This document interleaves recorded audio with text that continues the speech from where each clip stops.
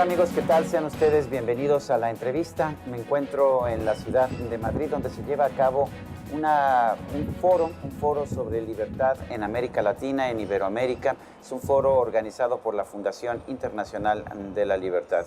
Y tengo el placer de conversar en este mediodía en la ciudad de Madrid con Gerardo Bongiovanni. Él es presidente de la Fundación Libertad de Argentina, también es miembro de la Fundación Internacional para la Libertad. Gerardo Bongiovanni, gracias por esta conversación. Gracias a ti, Sergio, fue un placer. ¿Qué tan complicada está la situación de libertad en América Latina, en Iberoamérica, en estos momentos? ¿Qué tantos retos hay? Se ha hablado de Venezuela, se ha hablado de Cuba, pero se ha hablado de todos los demás países también. ¿Cuáles son los principales retos? Yo creo que si uno mira el medio vaso lleno, la situación es alentadora. Si uno compara, por ejemplo, con 25 o 30 años atrás, cuando yo empecé a armar la Fundación Libertad en Argentina, el cambio es muy positivo. La mayoría de los países tienen democracia en América Latina, la mayoría de los países han emprendido procesos liberalizadores en materia económica, incluso algunos países bajo gobiernos socialistas o socialdemócratas, ¿no? Y lo han hecho bastante bien. Desde luego el caso arquetípico es Chile, que bajo gobiernos socialistas generó acuerdos de libre comercio prácticamente con todo el mundo, pero hay otros casos, ¿no? Ahora, si uno mira el medio vaso vacío, lamentablemente hay algunas cuasi democracias o democracias autoritarias, si se puede decir así, aunque suene contradictorio, los casos que ya sabemos, desde luego Venezuela, Ecuador, Bolivia, Nicaragua, y lamentablemente mi país está ahí rondando ese grupo, Argentina, y por supuesto la rémora y la vergüenza de la dictadura cubana, la dictadura más antigua del mundo, ¿no? Yo, sin embargo, soy optimista. Creo que la reacción que se ha dado en Venezuela es muy importante. Creo que se ha gestado una oposición que tarde o temprano va a terminar con ese sistema caudillesco y autoritario. Soy optimista respecto a mi país. Creo que en octubre elecciones legislativas mediante pueden empezar a cambiar las cosas. Entonces creo que más allá de este medio vaso vacío, que son estos países que nos preocupan, la expectativa puede ser importante. Una de las participantes en este foro es Joanny Sánchez de Cuba. Y entre las cosas que ella, por lo menos me ha dicho a mí en conversaciones, es que ya no importa tanto cambiar el régimen o no cambiar el régimen, asumir posiciones políticas en Cuba, sino cambiar la vida cotidiana, que la gente pueda tener acceso a mayores bienes de consumo, que la gente pueda tener acceso a Internet. ¿Qué tan importante es eso y qué tan significativa está siendo la participación de una Joanny Sánchez, pues que se dedica finalmente a medios como los blogs que no están al alcance de todo el mundo? Sí, yo coincido con Joanny en el sentido de que es muy importante que se vayan implementando esas cosas prácticas. Y creo además que en la medida en que que la gente, por ejemplo, tenga acceso a Internet, tenga acceso a la información, tenga acceso a la posibilidad de viajar, naturalmente los regímenes como el cubano van a ir desapareciendo, ¿no? Yo creo en esto, que la libertad económica, aunque sea, digamos, aunque no sea completa, también va arrastrando a las sociedades hacia la libertad política. Desde luego no es lo ideal sería que todos los países tuvieran la posibilidad de elegir, de gozar de todas las libertades y derechos en los que creemos los demócratas, ¿no? Pero sí, coincido con Joanny en que esas cosas son muy importantes, y ella desde luego tiene un rol extraordinariamente importante no solo en Cuba, sino en América Latina, porque ella, como todos sabemos, en condiciones extremadamente precarias, ahí con algunos blogs, se ha convertido en una persona de una importancia enorme, de una influencia enorme, creo que un grano para el régimen castrista muy grande, y ahora que puede salir, me parece que no solamente puede llevar el mensaje de lo que ocurre en Cuba, sino que también ella misma se va a enriquecer y va a crecer mucho como figura referente. Otra participante en este foro sobre la libertad ha sido María Corina Machado de Venezuela. Ella es diputada de oposición, pero una mujer que ha enfrentado enormes dificultades en sus enfrentamientos, primero con el régimen de Hugo Chávez y ahora con el régimen de Nicolás Maduro. ¿Cuál fue su mensaje y cómo la recibió el público que la escuchó aquí en Madrid? Bueno, la recibimos todos con emoción y con admiración. Ella es realmente una persona muy querida, muy admirada, es una de esas personas que reúne profundidad, claridad conceptual y una enorme valentía. Creo que si hubieran más personas como María Corina, quizás no tendríamos que vivir en Venezuela, en Ecuador o en Argentina lo que estamos viviendo. Desde luego que es inaceptable lo que a ella le ha ocurrido, fue golpeada hace poco tiempo en la asamblea, ahora mismo lo que ocurrió días atrás, que fue espiada directamente y grabada una conversación privada que tuvo con un intelectual venezolano, para a partir de ahí y editando esa grabación tratar de sacar una cantidad de conclusiones absolutamente absurdas, ¿no?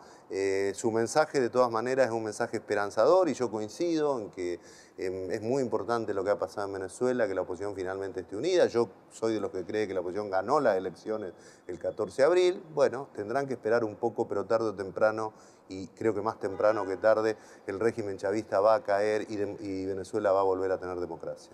Ecuador es un ejemplo de un país que acaba de impulsar una nueva ley de comunicaciones y que además se está presentando en el mundo entero como defensor de la libertad de expresión por haber ofrecido asilo a Julian Assange de Wikileaks y a Edward Snowden, que reveló labores de espionaje del gobierno de los Estados Unidos en el mundo. ¿Qué está pasando en Ecuador? ¿Es realmente este paladín de la libertad? Bueno, yo creo que no, Más allá que tanto el tema Assange como el de este otro nuevo exiliado, Snowden, son casos muy complejos, donde creo que la opinión pública, aún la opinión pública democrática, está dividida en muchos casos. Se trata de personas que están perseguidas por la ley, ¿no? En países democráticos. Y esto que hace Correa me parece que en el fondo es una pose para tratar de levantar su imagen como líder antiamericano, antiimperialista, que se ve que en su país de momento le sirve. Yo creo que estos procesos tienen patas cortas. Nosotros también vivimos en Argentina con Perón o con otros líderes esa actitud de pretender convertirse en un líder, entre comillas, antiimperialista por razones domésticas, ¿no? Me parece que lamentablemente Ecuador también va por una senda autoritaria. Esta ley es una ley mordaza. Por cierto, en Argentina se aprobó una ley parecida. Y yo espero que la sociedad civil, los medios de prensa tengan suficiente capacidad para resistir a esto, ¿no? En Argentina, por suerte, la Corte Suprema de Justicia se ha puesto de pie y en una serie de temas muy delicados que el gobierno estaba impulsando, le está marcando la cancha, como decimos futbolísticamente, ¿no? Ojalá en Ecuador pase lo mismo, pero de ninguna manera lo veo a Correa como un paladín de la libertad de prensa, todo lo contrario. Cuéntame de Argentina. Muchas personas que no hemos estado en Argentina o que no hemos vivido en Argentina no entendemos cuál es el pleito, por ejemplo, entre la presidenta Cristina Fernández y el grupo Clarín. ¿Qué se está jugando ahí? A los propios argentinos nos cuesta entender a veces la Argentina. Dicho esto, me parece que es toda una cuestión de que este gobierno, como parecido al de Chávez, parecido al de Correa, son gobiernos que no aceptan la más mínima, no, ya ni oposición, dirá, la más mínima divergencia, ¿no? O se está con ellos o se es enemigo. El grupo Clarín es un grupo importante, con cuya línea editorial yo no he simpatizado en términos generales, ¿no? Pero dicho esto, es un grupo independiente del gobierno, que en los inicios de Néstor Kirchner lo apoyó mucho y últimamente se puso más crítico porque hay una coincidencia en que el gobierno ha manejado muy mal algunas cosas, ¿no? Y bueno, el gobierno decidió llevarse por delante al grupo Clarín y sacó una ley que en realidad se llama Ley de Medios de Prensa, pero es una ley Clarín, podría decirse así, porque está hecha a medida para tratar de perjudicar y eventualmente liquidar al grupo Clarín, ¿no? Es una cuestión de poder, es una cuestión de que estos gobiernos autoritarios no aceptan un poder que no sea convergente con su propia línea. ¿Es algo similar a lo que hizo Hugo Chávez contra Radio Televisión de Caracas? Exactamente. Es exactamente. O sea, se trata de censurar al grupo Clarín. Se trata de censurar. El gobierno argentino estuvo a punto de intervenir el grupo Clarín hace un par de meses, utilizando un recurso que tiene que ver con la estatización de las AFP. Como el Estado se quedó con las AFP, tiene acciones en muchas empresas. Clarín es una empresa que cotiza en bolsa, entonces tiene algunas acciones Clarín y el gobierno intentó aplicar un recurso para intervenir directamente en la empresa y censurar los programas más vistos. Por ejemplo, un colega tuyo muy importante de Argentina, Jorge Lanata, se ha convertido en un crítico muy importante del gobierno y es el responsable, yo creo que de manera positiva, de de parte de la caída de la popularidad de la presidenta Cristina Fernández, porque simplemente lo que ha mostrado es la enorme corrupción que tiene el gobierno argentino y el propio matrimonio Kirchner.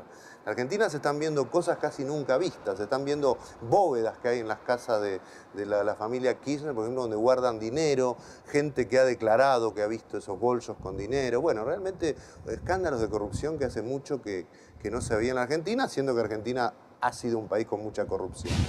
Mario Vargas Llosa, el escritor de origen peruano, actualmente con doble nacionalidad peruana y española, fue uno de los convocantes a esta reunión. ¿Cuál ha sido su mensaje?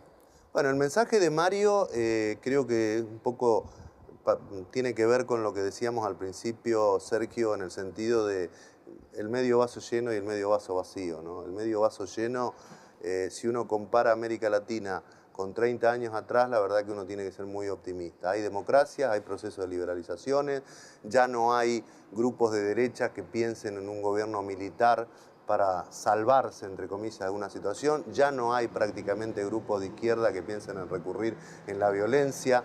Los partidos socialdemócratas se han moderado y apoyan las liberalizaciones. Y del otro lado, esos países que lamentablemente siguen en procesos autoritarios. Y bueno, y Vargas Llosa la verdad que es una persona que nos alienta mucho a todos y nos da su ejemplo de valentía, de claridad, para tratar de que en esos países también se imponga la razón, también se imponga la libertad y se imponga la democracia. ¿Qué tan preocupados deberíamos estar sobre la violencia en contra de los periodistas en países como México o como los países de Centroamérica? Ustedes han invitado a Carlos Lauria del Comité de Protección a Periodistas, a José Miguel Vivanco de Human Rights Watch. ¿Qué tan preocupados debemos estar por estos actos de violencia? Muy preocupados, muy preocupados. Mira, hace poco, ya que estamos aquí en España, me reuní de casualidad en una reunión social con uno de los 7 sabios que hizo la transición en España y la Constitución, los famosos pactos de la Moncloa. Y él me decía, y yo le digo, ¿qué fue al final lo que hicieron ustedes? Y me decía, mira, al fin y al cabo una democracia es jueces independientes y prensa libre, y no mucho más. Entonces, la idea de que haya una prensa libre, la idea de que los periodistas puedan hacer su trabajo sin presiones y desde luego sin violencia es fundamental. A mí me parece que en algunos países como México, como en Centroamérica, por distintas razones, en algunos casos por violencia que tiene que ver con el narcotráfico, en otros casos violencia política, que todavía haya periodistas que estén amenazados o que sean atacados o incluso muertos. Me parece que es una rémora contra la que había que luchar muy, muy fuertemente y creo que, claro, organizaciones como el Comité para la Defensa de los Periodistas o Human Rights Watch son esenciales.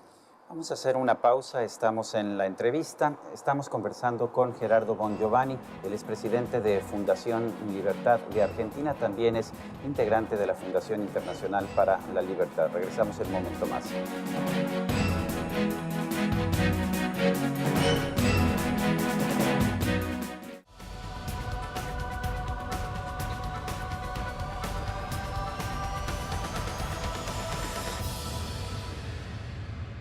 Mientras México determinó que las nuevas reglas globales de capital para los bancos, conocidas como Basilea III, entraran en vigor en enero del 2013, las autoridades financieras de Estados Unidos apenas emitieron el borrador final el pasado 2 de julio y fijaron al 1 de enero del 2014 como fecha para iniciar su implementación.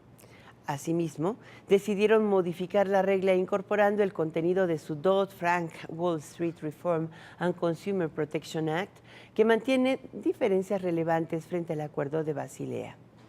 El retraso en el calendario de aplicación y la tropicalización de que fue objeto la norma definitiva en Estados Unidos se aleja del espíritu de cooperación, armonización regulatoria y, sobre todo, preservación de condiciones equitativas en los mercados e instituciones financieras globales para evitar arbitrajes indeseables que pongan en riesgo la estabilidad del sistema financiero internacional.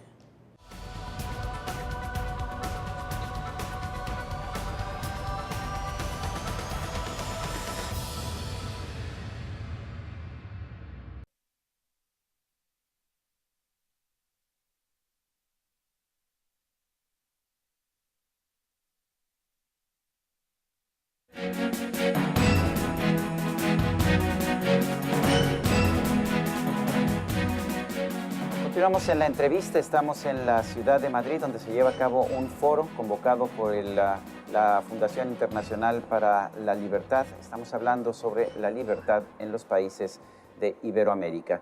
¿Qué tan relacionada está la libertad económica con la libertad de información o la libertad de expresión? Y yo creo que es muy importante, ¿no? Yo creo que es muy importante. La libertad económica tiene consecuencias, ¿no? Tiene consecuencias prácticas importantes, ¿no? Tiene consecuencias políticas, consecuencias institucionales. Es decir, no es que uno diga que quiere libertad por decirlo, eso tiene consecuencias prácticas y benéficas.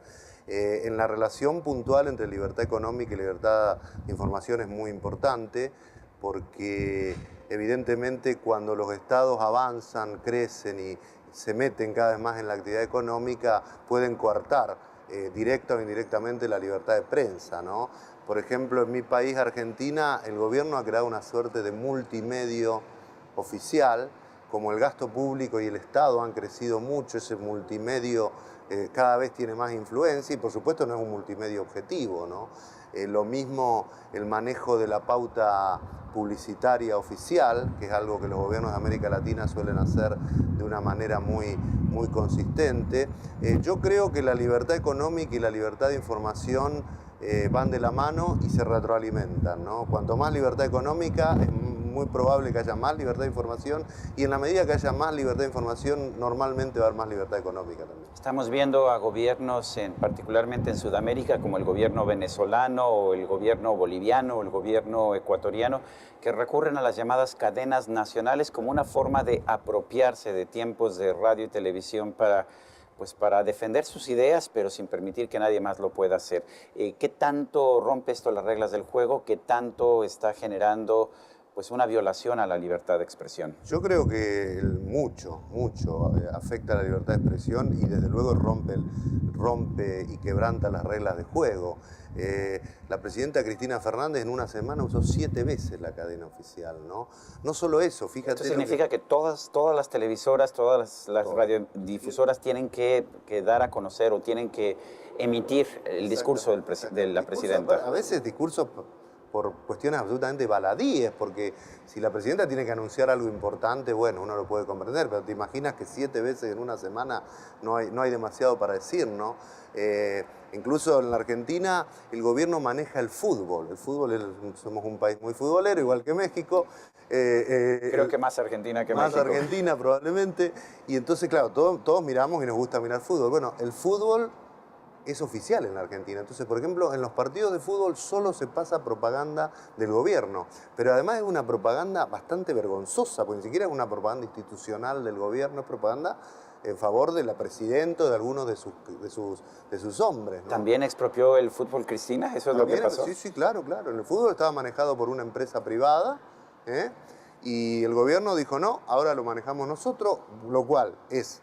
Quiero decir, fíjate ahí el tema económico e informático. Económicamente es muy dañino porque eso cuesta 300 millones de dólares al año, que antes lo pagaban auspiciantes privados y que ahora lo pagamos los contribuyentes argentinos. Pero por otro lado, antes teníamos la posibilidad de ver, no sé, una cantidad de publicidad amplia, diversa, y ahora solo se ve publicidad del gobierno, ¿no? Ahí se ve un poco la economía y la parte informativa, ¿no? Es algo verdaderamente lamentable. No solo eso, volviendo a tu colega Lanata en Argentina, el gobierno manipula los horarios de los partidos de fútbol para que compitan con ese programa. Entonces pone los partidos más concurridos, más interesantes, a la misma hora en que va el programa de este periodista. Bueno, una cosa realmente inaceptable en términos democráticos, ¿no? Vamos a hacer una pausa. Estamos en la entrevista, estamos conversando con Gerardo Bongiovanni de la Fundación Libertad de Argentina. Regresamos en un momento más.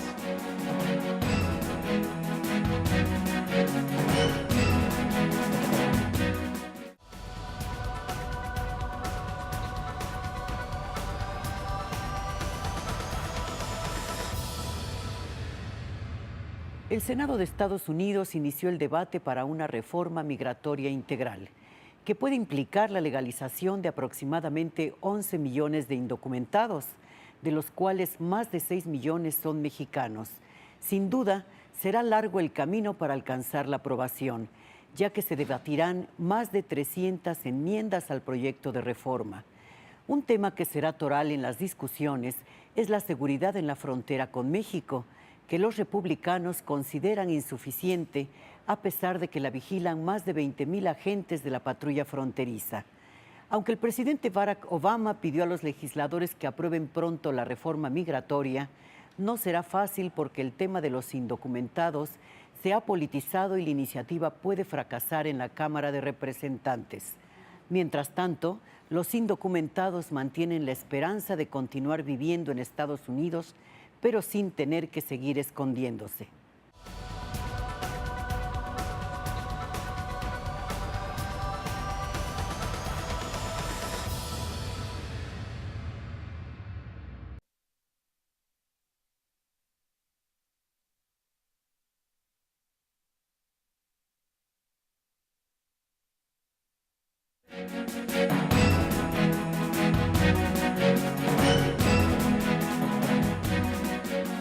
Gerardo Bongiovanni, después de este panorama que nos has presentado, que en alguna medida es desolador, ¿tienes alguna razón para ser optimista al respecto de la situación de la libertad en Iberoamérica? Sí, quizás lo que pasa es que la conversación nos llevó a los países donde las cosas no van tan bien, pero creo que hay muchas razones para ser optimista. Hay países que lo están haciendo muy bien, el caso de Chile ya lo sabemos, pero también Perú, Colombia, países de Centroamérica, México nos tiene muy esperanzados a todos. México también es un país que avanzó mucho en el proceso de democratización y de apertura económica, ojalá siga así. Y bueno, Brasil, Uruguay, la verdad que hay muchos países que están progresando, desde luego con dificultades, con complicaciones, lo que es normal también, en todo el mundo hay complicaciones. Así que yo creo que América Latina tiene por delante un futuro muy importante. El mundo está reclamando las tres cosas que produce América Latina: alimentos, energía y productos mineros. Y me parece que si somos capaces de sacarnos de encima esos suertes de síndromes autoritarios que todavía lamentablemente anidan en algunos países, el futuro de nuestro subcontinente es muy venturoso. Gerardo Bongiovanni, de la Fundación Libertad de Argentina y la Fundación Internacional para la Libertad, gracias por esta conversación. Muchas gracias a ti, Sergio. Y a usted desde Madrid le agradezco también que nos haya prestado atención. No se le olvide, nos vemos la próxima.